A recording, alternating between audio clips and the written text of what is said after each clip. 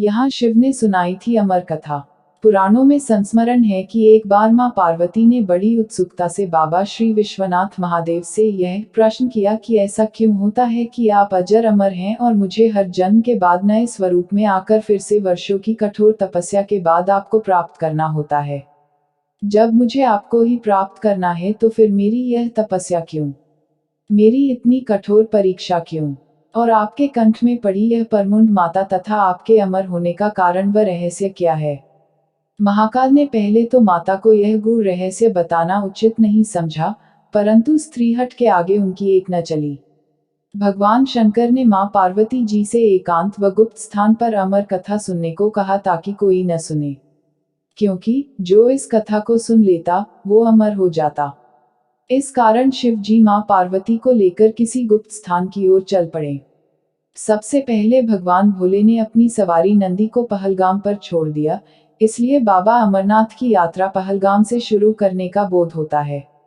आगे चलने पर चंद्रमा को चंदनबाड़ी में अलग कर दिया और गंगा जी को पंचतरणी में। उसके बाद कंठाभूषण सर्पों को शेषनाग पर छोड़ दिया। इस प्रकार इस पड़ाव का नाम शेषनाग पड़ा। आगे की यात्रा में अगला पड़ाव गणेश टॉप पड़ता है। इस स्थान पर बाबा ने अपने पुत्र गणेश को भी छोड़ दिया था, जिसको महागुना का पर्वत भी कहा जाता है। पिस्सू घाटी में पिस्सू नामक कीड़े को भी त्याग दिया।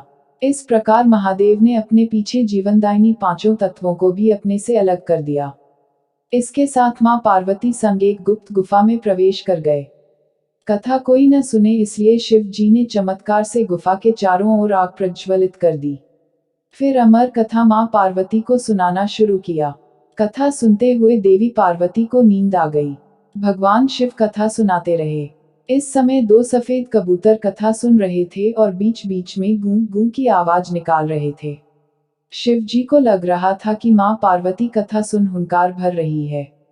इस तरह दोनों कबूतरों ने अमर होने की पूरी कथा सुन ली। कथा समाप्त होने पर शिव का ध्यान पार्वती की ओर गया। शिव जी ने सोचा कि पार्वती सो रही है तो कौन हामी भरी रहा था। तब महादेव की दृष्टि कबूतरों पर पड़ी तो क्रोधित हो गए और उन्हें मारने के लिए तत्पर हुए। इस पर कबूतरों ने शिव जी से कहा कि हे प्रभु, हमने आपसे अमर कथा सुन ली है। यदि आप हमें मार देंगे तो अमर होने की यह कथा झूठी हो जाएगी। इस पर शिव जी ने कबूतरों को जीवित छोड़ दिया और उन्हें आशीर्वाद दिया कि तुम सदैव इस स्थान पर शिव पार्वती के प्रतीक चिन्ह के रूप में निवास करोगे। अतः यह कबूतर का जोड़ा अजय अमर हो गया। माना जाता है कि आज भी इन कबूतरों का दर्शन भक्तों को प्राप्त होता है। इस तरह से यह गुफा अमर कथा की साक्षी हो गई व इसका नाम अमरनाथ गुफा पड़ा। यहाँ गुफा के अंदर भगवान शंकर बर्फ के निर्मित शिवलिंग के रूप में विराजमान हैं। पवित्र गुफा में मां पार्वती के अलावा गणेश के सभी अलग से बर्फ से निर्मित प्रतिरूपों के भी दर्शन किए जा सकते हैं। पवित्र गुफा की खोज के बारे में पुराणों में भी एक कथा प्रचलित है कि एक गडरिये को एक साधु मिला। उसने उस गडरिये को कोयले से भरी एक बोरी दी। गडरिया अपने कंधे पर लाद पर अपने घर को चल दिया। घर आकर उसने बोरी खोली तो वह आश्चर्यचकित हुआ, क्योंकि कोयले की बोरी अब सोने के सिक्कों की हो चुकी थी। इसके बाद वह गडरिया साधु से मिलने व धन्यवाद देने के लिए उसी स्थान पर गया जहां पर साधु से मिला था। परंतु वहां उसे साधु नहीं मिला, बल्कि ठीक उसी जगह एक गुफा दिखाई दी। गडरिया जैसे ही उस गुफा के अंदर गया तो उसने वहां पर देखा कि भगवान भोले शंकर बर्फ के बने शिवलिंग के आकार में स्थापित थे। उसने वापस आकर सबको यह कहानी बताई और इस तरह भोले बाबा की पवित्र अमरनाथ गुफा की खोज हुई।